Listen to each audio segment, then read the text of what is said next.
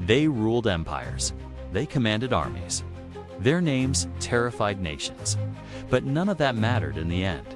Because King Louis III of West Francia didn't die in battle. He died by smashing his skull into a doorway.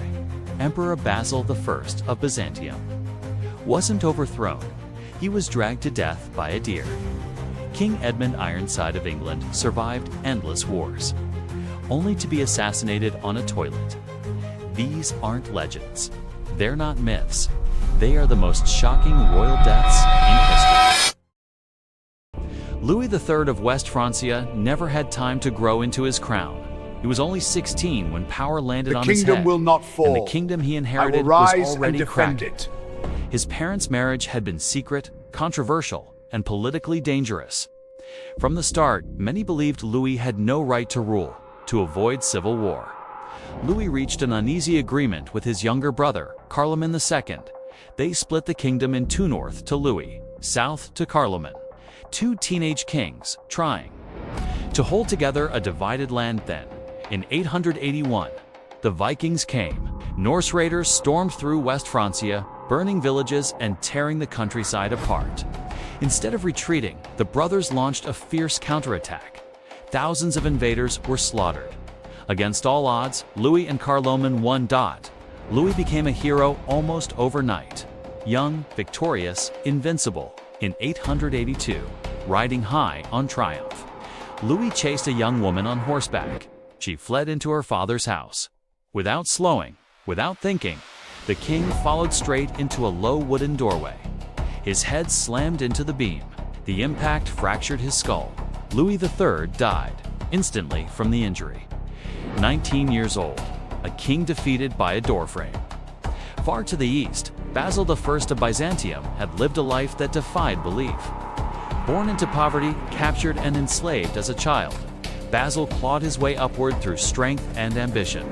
Stable boy, servant, wrestler, bodyguard, eventually he earned The reports are troubling. the trust of Emperor Michael My III. liege, we must fortify the... Then, in 867, Basil had Michael murdered in his sleep and crowned himself emperor. Was a bloody beginning, but Basil ruled well. He strengthened the empire, reformed laws, and presided over a cultural revival. Against all expectations, the former slave became one of Byzantium's greatest rulers in 886. Basil went hunting during the hunt. His belt became tangled in the antlers of a deer. The animal panicked and bolted, dragging the emperor violently across the countryside. Basil survived, but barely. His injuries became infected. Fever followed.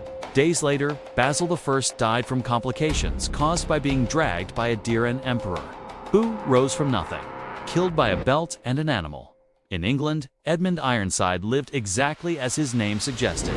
His reign lasted only 7 months, but nearly every day was spent fighting Danish Vikings. He won battle after battle against impossible odds in 1016. After defeat at the Battle of Assassinated, Edmund signed a treaty with the Danish king Canute. Whoever died first would rule all of England 1 month later. Edmund was dead. Medieval accounts describe an assassin hiding beneath the king's private latrine.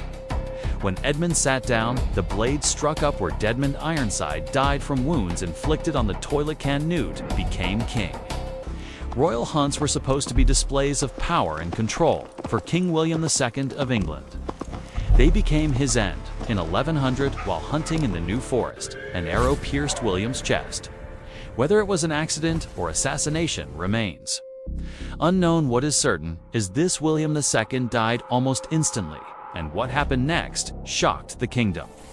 Within hours, his brother Henry seized the royal treasury and declared himself king. The speed was suspicious. The silence surrounding William's death was unsettling. Henry I ruled successfully for decades. He survived rebellions, political chaos, and internal threats. But fate waited. In 1135. Henry ignored his doctor's warnings and indulged in a favorite: medieval delicacy, lamprey eels. Rich, oily, and dangerous. He became violently ill. Henry I died from severe food poisoning. A king who survived war, undone by dinner. Some kings die as they lived. Charles II of Navarre, known as Charles the Bad, was infamous for betrayal and manipulation. By 1387, he was old, sick and confined to his bed. His doctors wrapped him nightly in alcohol-soaked linen, believing it would restore warmth and vitality. One night, a servant attempted to stitch the linen closed using a candle. The fabric ignited instantly. Charles II burned alive in his bed, unable to escape. A man who played with fire his entire life, consumed by it in the end. And finally, Henry II of France. In 1559, France celebrated peace. To mark the occasion, Henry held a grand jousting tournament. Against all advice, he insisted on competing. During a match, his opponent's lance shattered. A wooden splinter pierced Henry's eye and penetrated his brain. Doctors failed to remove it. Infection followed. Henry, too, died days later from complications caused by the jousting injury. Not war, not rebellion, but sport. If this story surprised you, stay with us. Subscribe for more true stories, where history drops the crown and shows its most human side.